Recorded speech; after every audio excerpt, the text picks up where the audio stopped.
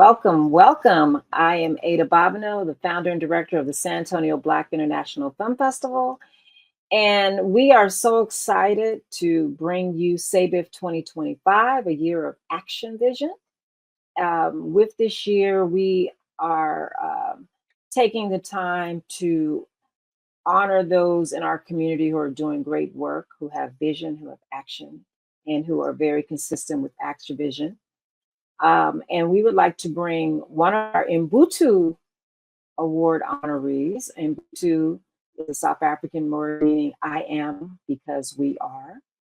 And we are so pleased and honored to have with us someone who has been consistent in the fight for liberation and social justice and peace in our city of San Antonio. So thank you so much. We'd like to welcome Graciela Sanchez from the Esperanzapeaceandjusticecenter here in San Antonio, Texas. How are you doing today, lady?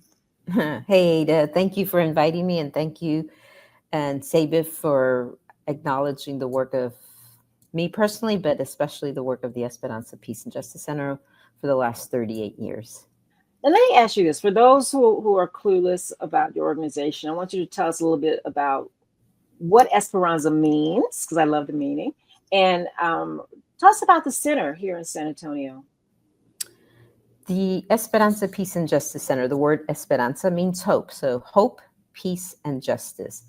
In a city that is predominantly people of color, Mexican-American, along with our African-American and smaller numbers of Asian and Arab and Native communities.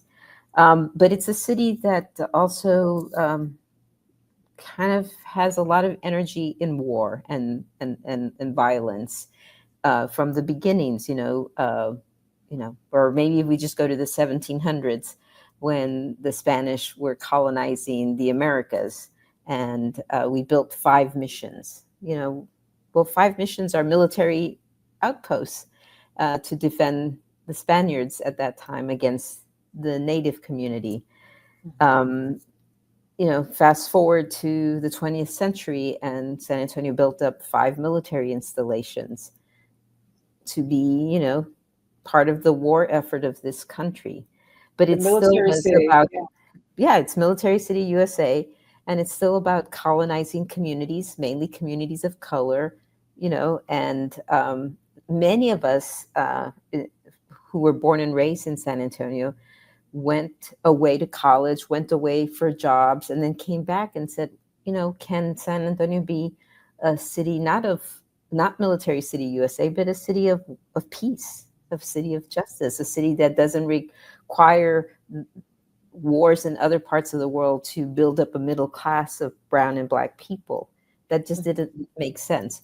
I was coming back during the wars that were prevalent in Central America, wars in El Salvador and Guatemala and Nicaragua. And we were sending brown and black kids from our country to fight wars in the South.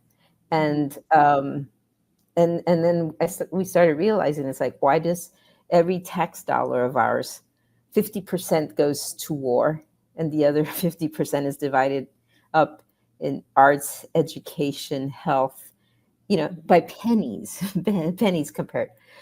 This was also the time that South Africa was in struggle and fighting against the apartheid. So those 2 things are critical in the history of Esperanza. We also had a president called Ronald Reagan at that time, and he was slashing programs that were really important to our communities of color and poor and working class people of all colors. And it was the AIDS epidemic, and people were dying of AIDS, and the government was ignoring that. So that's the 1980s, and Esperanza comes from those struggles, but also saying we also have the right to exist, and we also have the right to say this is what our community should feel and look like. And so many of us, mainly women, brown, black, white, Asian, and Arab, and Native, came together and said, let's create something. And so that's how the history of the Esperanza starts, and we've just been going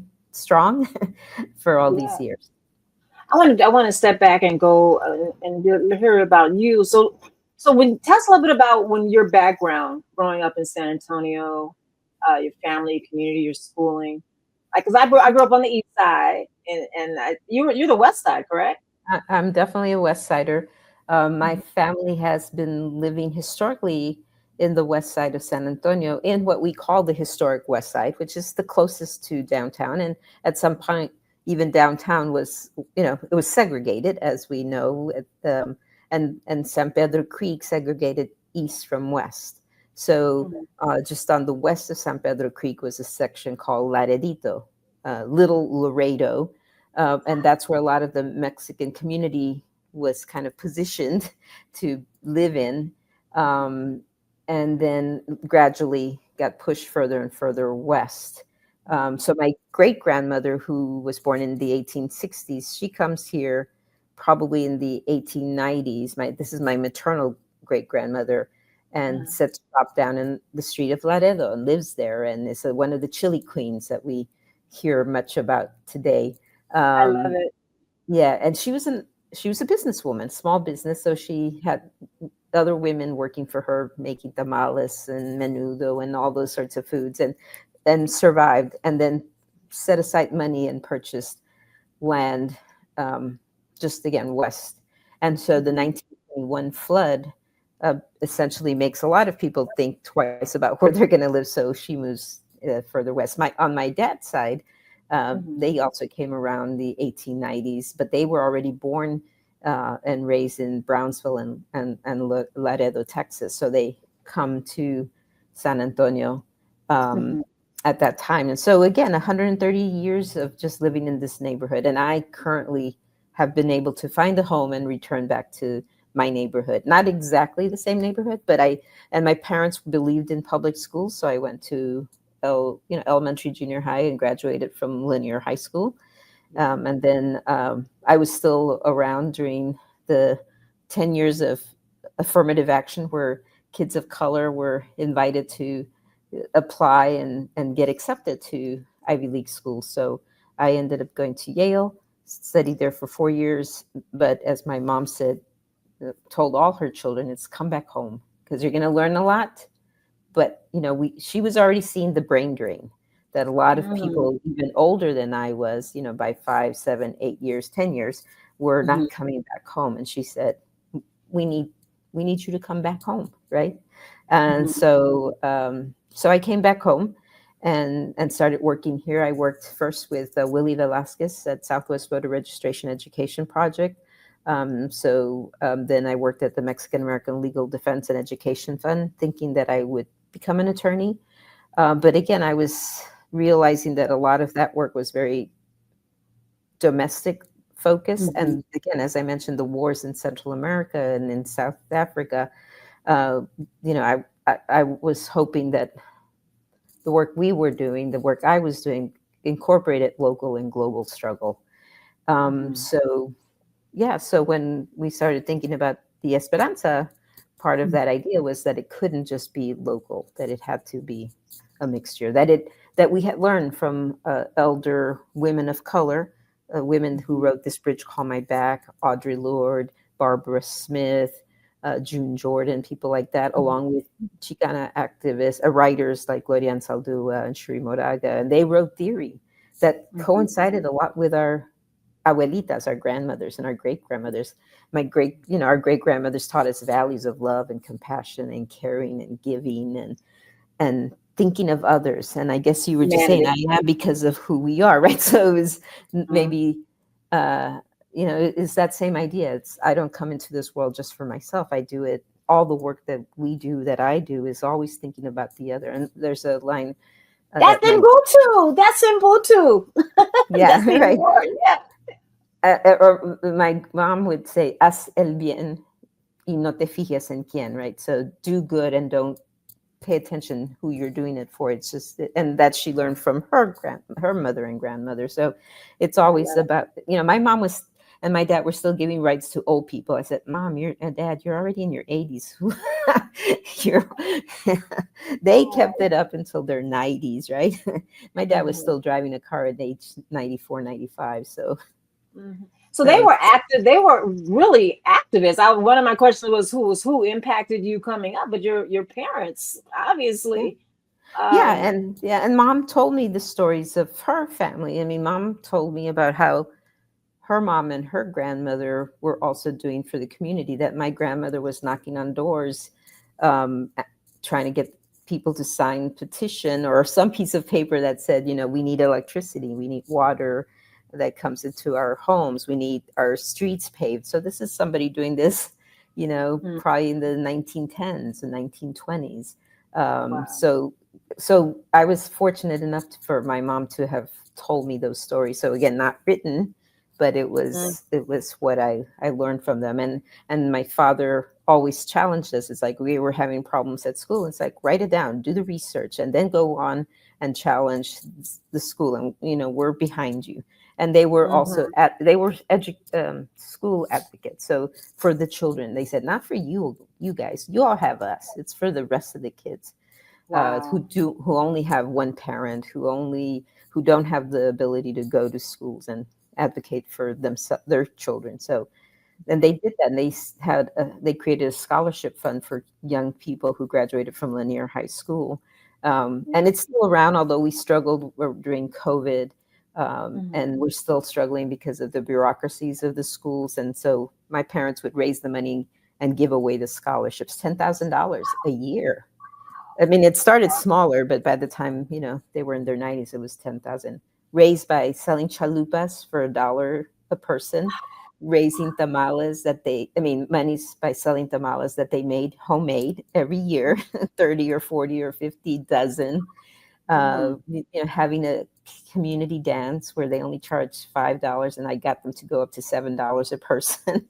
So they did it so everybody could come in, and Mhm. every single penny was raised by them. They never took money and then used it to purchase, anything. It was just like off of their Wow. social security, they did that. So I learned a lot of those values, and then from, again, these women of color, learned about the connections. Like, it can't Yeah. be Latina women or Latinos. It's like, how do we work with each other, right? Because so much of Mhm. our world has been about separating us, And I want compete. and I want to say, I don't mean to interrupt you on that, but I want to say when you say separating us, I think about San Antonio, and it is very separate. Like Sure. I was on the east side, I never went on the west side. Right. North side was white, west side is Chicanos, Mexican, east side black, and south side was a mixture of Hispanic, Mexican And mainly, again, but it was very, very, very separate the way it was laid out, and it's still that a lot today. There's still stereotypes about the particular sides of the town, and mhm, that's one reason why I wanted to have SABIFF on the east side. It's like, no, mhm. come over here, not just for Right. the Spurs game and leave, because the Spurs Right. are on the east side. People come in for the march and they leave, but there's not there needs to be more of a reckoning, I think, in terms of people coming out of their boxes and exploring and experiencing. And that's what I looked to you when we were looking for an award. I think the misconception with Esperanza, that was one of my questions. What is the misconception? For me and for many other people, I thought it was initially just a Hispanic, just a Mexican um, um, organization. But no, you all deal with peace, justice, equality for all people. And I Correct. think that is very key, and people need to embrace that and really come out of their boxes and join that struggle. You know. Yeah, no, it's funny because we also put out a news journal called La Voz de Esperanza. So that's right up front, right? And some people will, it doesn't matter even if they're Mexican, they'll give it back to me. It's like, I don't speak Spanish. It's like, you haven't even opened the pages. Just open the page and you'll see that, sadly, it's mainly only in English. And to the Mhm. extent that we can put it, we've actually had articles in Arabic, and the other language tends to be Spanish, but Mhm. people will just reject it because they say it's Spanish, and I don't speak Spanish, and I don't read Spanish, and it's like, it's it's Well, and, well, and that's the Yeah, yeah, yeah. No, no, go ahead. I'm sorry. No, just that's also a challenge, that if you live in a city that was also once upon a time part of Mexico, right? For many, many years. And part of the Treaty of Guadalupe Hidalgo, when the US took all these lands that were once Mm-hmm. part of Mexico, was that the language would be maintained and that we would be maintaining our lands, and all of that was taken away. But Mm-hmm. but we shouldn't be afraid of what is different, right? That's the beauty of knowing and exploring and travel and adventure, Yeah. that all of us should have the ability to do. And as soon as, and that's part of what we've tried to do, is like, okay, let's bring people together, let's bring different issues together, and let's break down those stereotypes of what we think of Mm-hmm. people and what we think of the issues. And we learn from each other, and once we can break those stereotypes, then then we get closer. And right now we need desperately to do that, right? Because Oh this my world is God. about, it's, yeah, fascism. And Exactly. again, it starts with stereotypes. What are we saying about immigrants, and especially the Mm-hmm. Mexican immigrant, again, who's been here. We've been here again when it was Right. part, when it Help build was this freaking it was country. Mexico, Yes. was, this country was, Texas was once part of Mexico, Mm-hmm. right? So, and when people came, they were coming into Mexico, and which was a government that had rejected slavery way before the U.S. ever did, right? And many times when we talk about this, the enslaved people, moving north to escape the South, Mm-hmm. and but people also went down to Mexico to escape their enslavement. So uh, yeah. I think that they're I wanted to backtrack a little bit also, because what made you decide Yale? Was that what was offered to me? Like, did you have choices in schools? I was just curious on that and that experience, because I know for me, going to an HBCU, going to Howard, there was so much that I was just like in awe with the whole learning. I was like, damn, I didn't know this, I didn't know that, in terms of learning history and being affirmed on who you are. Yeah, Yale was not a historically Hispanic university, and I'm sure that there were many challenges for you coming from San Antonio into that environment. So speak to that. How did you get it to Yale? And what was that experience like for you, trying to treading the waters, learning how to maneuver Well, that? I think, growing up and reading a lot of history and different biographies, most of the biographies would tend to be of important people, and they tended to be white men.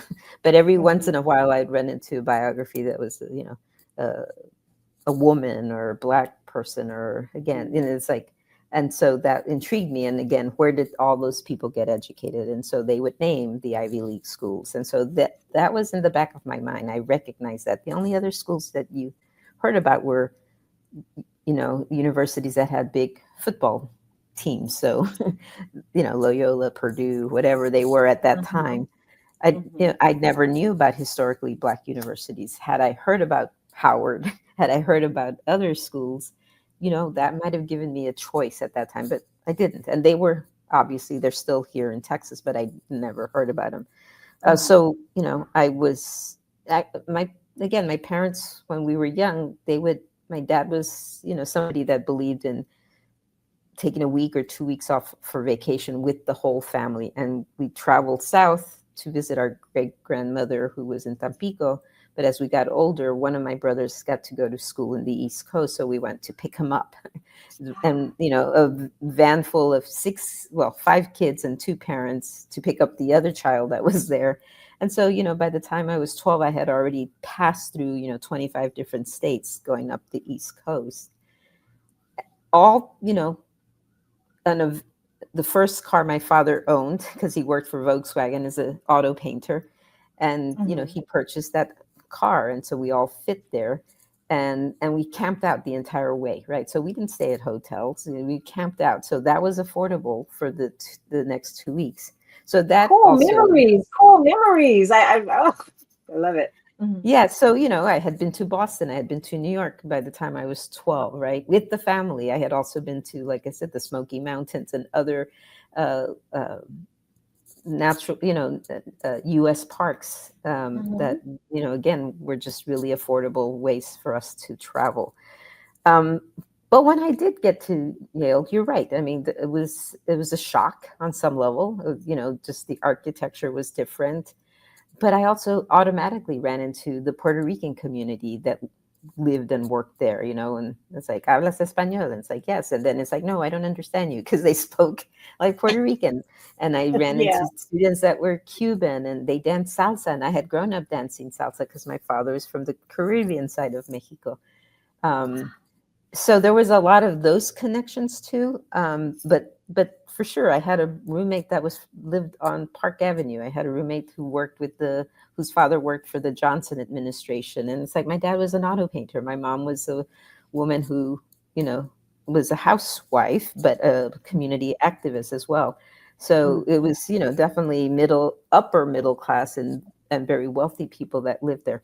However, the university did offer diversity in opinion. So I was attracted to the fact that, again, how did I learn about South Africa? Well, there were students within the Black Student Union that were organizing and, demonstrating out in the courtyards, and they were putting up, tents and teaching us about, South African apartheid, and and people from South Africa, Black people who were fighting, were coming into the university. So I got to hear them firsthand. And the Mm. struggles in Central America, same thing. I was hearing musicians, I was hearing, the speakers, and like that was expansive in my world, not only to be able to read about it and learn from professors and other students, but also to be able to have those community folk come in. And because it was Yale, people wanted to come to those universities to speak, right? So it was all free as well. I didn't have to pay extra to come and listen to them. So that expanded my worldview. Again, so from a very domestic focus, San Antonio, to now a very expansive Yep. worldview. And that's when I came back home. I was like, where is that worldview? How come we're only thinking in terms of San Hello. Antonio? Yes. So you have that Mhm. same experience having been in. Yes. Yes. Very and much and so. and that was who the women that created Esperanza. We had also gone away, learned from other communities, and said we can make San Antonio a better San Antonio, and that it should incorporate the working class and the working poor, the brown and the Black people, who are second, who are lesser people, even though we are majority of this community. And so Mhm. that's what we've constantly struggled with and push forth, uh, issues that raise those concerns, Mhm. even to this day. So we're, Oh yeah. however, the audience that sees this, whatever they think, we are helping out and saying no to Project Marvel, because the city and its Tell us what that leadership. is, because people don't know what that is on a larger scale. Well, What is again, we're hearing about a $4 billion project that's basically going to move the spurs from the east side to downtown, to build up, economic development projects to spur more growth and more money for the city. But they, the city back in the late 80s promised all these wonders to the east side, and it was called the Alamo Dome. And they put money into St. Paul's Square, and they put, and yet they didn't really work with the community to develop the vision of how that might really be fulfilled. So with all the money that was put into the Alamo Dome for a football league that we didn't even have. So they built the dome not for a basketball team, but for a football team. But then the Spurs ended up being there and playing there. But what was the economic benefit for the the Black and community? Latino community Mhm. of the Alamo Dome? If anything, the first thing that happened was they found all this toxic waste. because the Alamo Iron Works used to be part of where you see the Alamo Dome and the parking lot. So when they started digging, all of a sudden, all this toxicity that affected the people who lived there, right? And the community started to complain. And then it's like, oh, yeah, we realized that the Alamo Iron Works created a lot of toxicity, poison in the land. So then they moved that dirt. Guess where they moved it to the west side.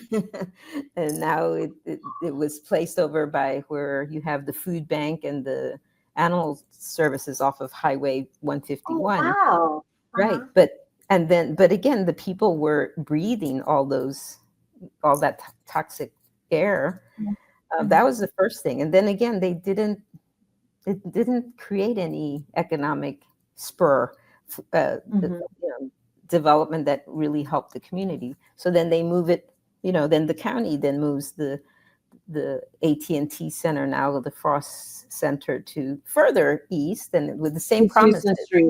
East Houston Street, promise, yeah. And nothing. And like you said, it says people drive in, go to the game, and drive out. And they push you in and they push you out. Because I've gone to a couple of those, and it's like, what if I you know what? I mean, what you're talking about, I was gone the whole period. So I have been gone 30-something years from San Antonio. So the period that you were heavily involved in coming back from school, I've been gone. So I didn't even know about that that toxic waste and all of that. But when I did come back, I was like, what went through my mind was, why isn't the AT&T Center, which is now the Frost Center, why aren't there shops and things around it like the Pearl? Like, why isn't it built up? Why can't everything was inside? Like, right. you there's nothing outside of that where you can just go to. I had to, when I just came home after 34 years being in DC, I had to leave my community. And if I wanted to go to a sit down restaurant that wasn't a Mexican restaurant, that's all we have on the east side now in terms of sit down.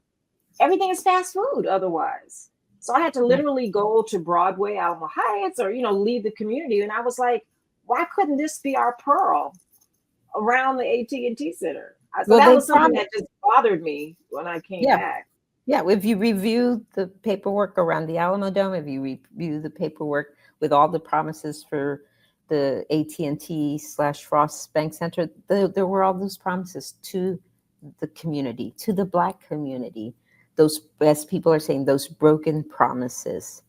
And here we are now promising something else, and it's going to cost 1.2 billion or 1.3 billion, but it's really going to be 4 billion, and it won't cost you any money. But nothing comes for free.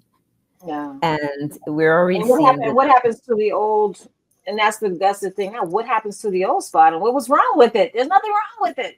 Exactly. So, now they're saying, exactly. Decisions that were made behind closed doors, something called non-disclosure agreement, where the parties that are being talked to promise that they won't say anything to anybody else. So that's all secret, right? And so if you're an East Sider, if you're a West Sider, if you're a downtown person, if you don't have the power to be at the table, you don't know about it. But now you're being given 2.5 months to now agree to that and vote on November 4th. So many of us who have seen one project after the other that costs millions, if not billions, like in this case, are tired and are saying no, just no. You didn't fulfill your promises to the east side, both with the Alamo Dome and with the AT&T Center. What's going to change at this point? The people who are benefiting from this are billionaires, the owners, Dell from Dell Computers, Peter Holt, who owns the Holt, what are they called? Yeah, I know what you're talking about, the machinery. That demolishes, destroys, cuts down, including, there are just a lot of billionaires and multimillionaires who are owners, and they could fork up all the money if they really want it. Instead, they're just taking up 38% of the total cost. And if you live in the city of San Antonio, you're going to pick up the 68% difference, right? So plus then you find out, oh, we still have to buy the where the Institute of Text and Culture used to be. That land And belongs that to was sad. That was sad to see that being that was, demolished. yeah. And the community said no, it got designated historic, but because it is owned by the University of Texas in San Antonio, they they can ignore that historic designation, and they knocked it down. And it's going to cost at least $60 million to buy that land. So it's not like it belongs to us. We still have to purchase it. And we'll have to purchase any land that we take. We're going to move the San Antonio water system cooling station that's right there on Commerce Street and move it somewhere else. And they're talking about another $100 million to make that move. Who's paying for that? Oh, we're not going to be taxed, but yeah, your water bill is going to go up in price.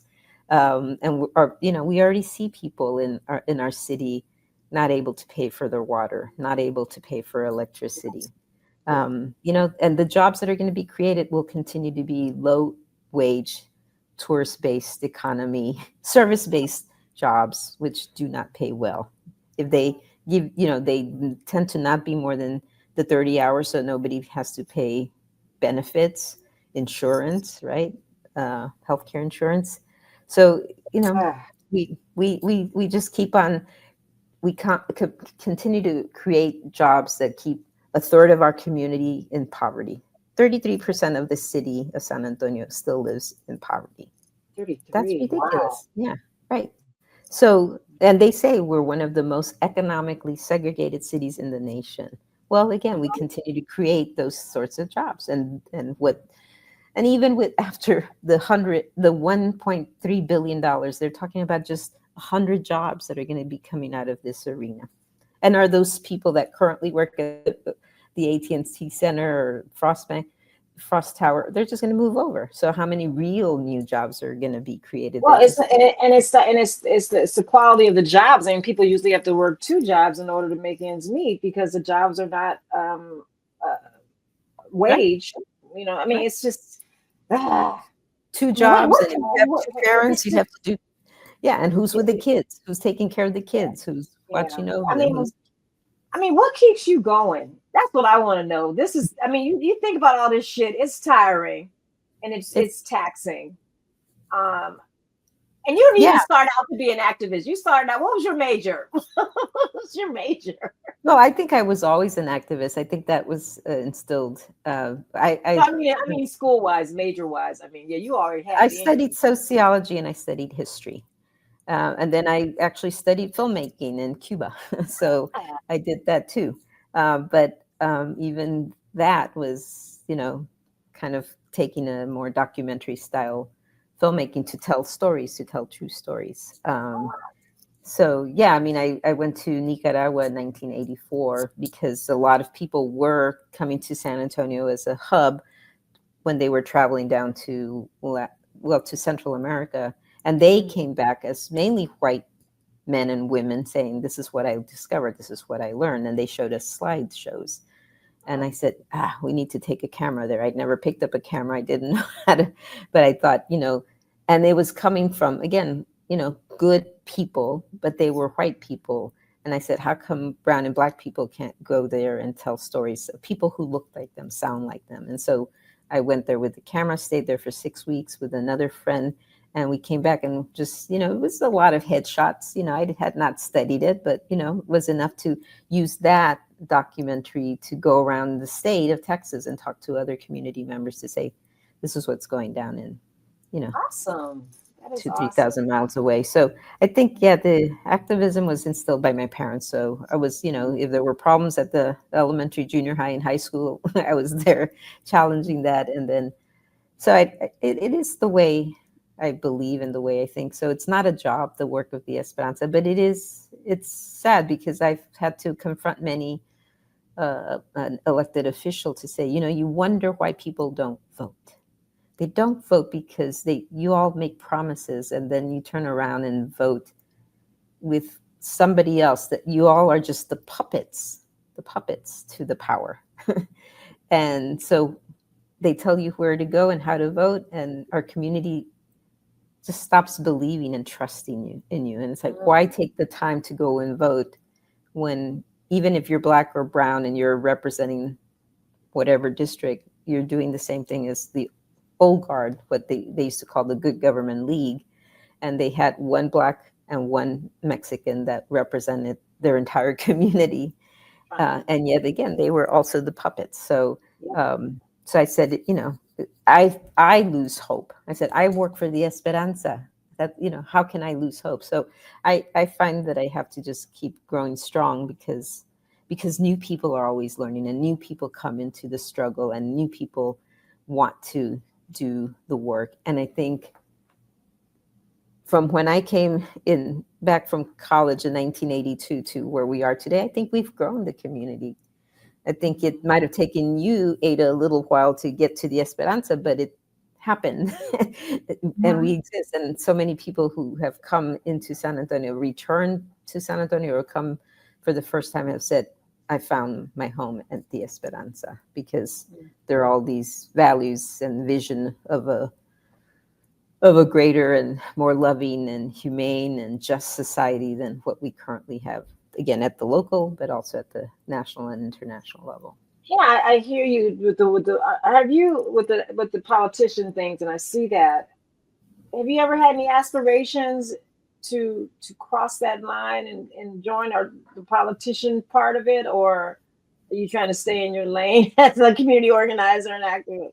Yeah, no, I think, and cultural worker, right? Cultural worker. I think, no.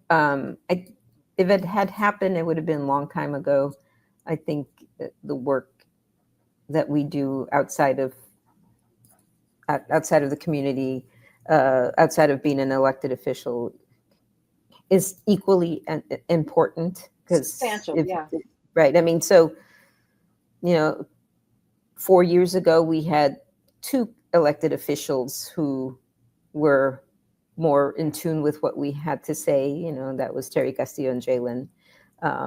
And this last election, we, I think, added 2 more people plus a mayor that seemed to be more in line with our vision. So, and I know that younger people are thinking about running as well, with that more progressive point of view. So, and then but we still have to hold them accountable, because otherwise they tend to, move back to further center or further to the right of center, and we just don't need that. So I think that's the position many of us have to be doing, and I think it's a role that very few people take on, because it's harder work. It's easier to get a 9-to-5 job, and not have to worry about how to raise the funds for your organization, and how to make sure that when there are funding cuts, as they're currently at the local, state, and national level, how that money comes around. And so it is hard work. And I think I hope there are more community members that take it on, because we need more people to do the work there. So. How do you, in terms of organization, you and your organization really navigate in this toxic political environment? And what, it's an environment that engages openly in fascism, racism, lies, mistruths, misogyny. I mean, you can just go on and on down the list. How do you navigate this period? Well, I think one can't look at this period, this moment, just as the Trump years, or just as, the conservatives have taken. If we go back to the 1930s, we were sending Mexicans back home. They said between 1.8 and 2 million Mexicans or Mexican Americans got repatriated to Mexico. So people was that after? Wait a minute, was that after Roosevelt? Who was that? Who was in president? That was during the Depression, right? So in moments where there's economic trouble, we have to find an enemy, right? And then that enemy is usually brown or Black or poor, and you target them, and you exclude them. There have been the Chinese that were excluded, and So there's this reality or this idealism that, give us your poor, your needy. Yeah, exactly. From looking at New York and Ellis Island. But the truth is, we've been keeping people away just as much. So I think, the 50s, people came back from World War II and women had taken over positions where men had worked. And so guess what? They were asked to come back. And, just, those jobs that had been filled by someone else, you have to push people out. The attacks on the arts were happening in the 30s and the 50s. They come in cycles. Even the Esperanza, we were defunded by the city of San Antonio back in 1997 and filed a lawsuit against the city in 1998. And they were the attacks. They were the cultural wars of the 90s. But if you ask young people, or someone like yourself, Ada, who wasn't living in San Antonio, didn't know, right? They attacked us and they defunded us to zero, but they also cut the arts by 20%. And we had to fight back. It was what I love, though. Our first action was to go to the Martin Luther King March in 1998, and we marched with all these Black leaders, Black artists, and blew them up into nice, sizes, and they, it's like, here are the activist Black people, the gay Black community members that were also part of it. And we walked on to that march like we had for many years. But we also asked people to sign postcards and talked about the arts as really important to the community. Starting then through like the next 4 or 5 months, we collected 9,000 signatures in postcards. And it said, Arte es vida, art is life. We went before the city council and we dumped them onto their desks and said, okay, the community supports the arts. You can't say that the community doesn't believe in the arts. So the arts went from ranking 40th to ranking 10th. And they've never touched the arts since that time, right? We were still defunded, and we were going to be defunded for the next, for 5 years total until we won the lawsuit. But we were able to bring together all the arts communities and other people who said, oh, this whole agenda is also the struggle in California about only English only, right? We still hear it again today, but we were talking about that 25, 30 years ago. So there's cycles, and we forget. We have to remember our history, because otherwise we're doomed to create the same mistakes. But it also, reminds us that, there were others before us that also struggled, and they got us, further along, and then people in power reject that and come down harder. And then we still continue to push back, resist, and create new ways and a new vision.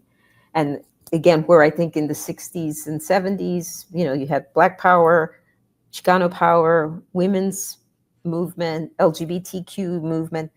Now you have everybody coming together in a way that you didn't have 30 years ago. And that's even more dangerous, right, to those in power. Yeah. I don't think this country has seen as many millions of people, not only in the US, but internationally, that are marching and protesting and demanding change. You give us Esperanza. You give us Esperanza. You really do. And I think that young people need to hear that and need to learn that, even though our history is under attack, even though the lies and the mistruths about keeping history beautiful and everything are there, it's crazy. But I want you to just kind of just tell us about some of the, as we wind down, some of the programming and the great things that you all do in community at Esperanza. Again, we've been doing the cultural programming, again, that we use that same line of arte es vida, art is life, or culture is life, to do film programming, to do theater presentations, mainly more performance art than theater, although we've done theater productions. We've done programs around with music. We had something called Mujer Canto, and then we had Noche Azul for many, many years, and people are demanding to know where Azul disappeared to, because she had a following. But she's still with us, and she still works with us, but she's also, working with many other community organizations. And that's part of the work we do, is to help support local artists and give them wings to reach out, not just at the local level, but all over this country and the world. But the vision behind it is also to, again, do programming that connects us. Like years ago, when people were attacking Fidel Castro and being homophobic, we brought a film called Fresa y Chocolate, which is the first film made in Cuba about the gay community in Cuba. And but we wanted to bring in people that were, pro-Cuba, along with gay people, right? So that they would intersect and learn from each other and learn about each other's issues. We brought in the film on Bayard Rustin, same thing, right? And we worked with T.C. Calvert and his organizing work, and the filmmaker was a Jewish man, but again, it was Black and queer. We actually brought in, what's his name? Brother from another, or that, right? We brought John Sayles, and he showed Brother from Another Planet in front of the Wheatley basketball court. But we also showed a film called How to Make a Tortilla, which is an animated piece, right? So again, bringing, I love it, Black and brown all the time, and starting in a basketball court and saying, okay, basketball's done, now let's watch a film afterwards. So meeting people where they are. Yes. Yes, moving them along, and that people may be interested. And I love talking heads, and I'll listen to somebody who's going to teach me, but I also like to learn through dance, through performance, through music, through film. So that's what we try to do, and we try to move it around. But just another thing that connects us to the east side of San Antonio was our work to save the land below the Hay Street Bridge, which had been dedicated and fought for by community members within the Black community, principally, to, so they helped to fix up the Hay Street Bridge, and then their vision was to put a park below there. And then the city elites decided they were going to take that land because it suddenly made sense. Now that you have this beautiful bridge, how somebody, not a small business, but people with money could just take over that land. So from 2011 to 2019, we worked with the community, citywide community, but with the focus on Black residents and brown residents of the east side. And we had to go all the way to the Texas Supreme Court. And our attorney for this Hay Street Bridge project was a white woman, my partner, but she did it for free, right? Because she believes in justice. And so that's part of the work we do. And the community of the east side came to the Esperanza and says, help us out. We see what you're doing on the west side to preserve historic buildings and save the community and stop the gentrification.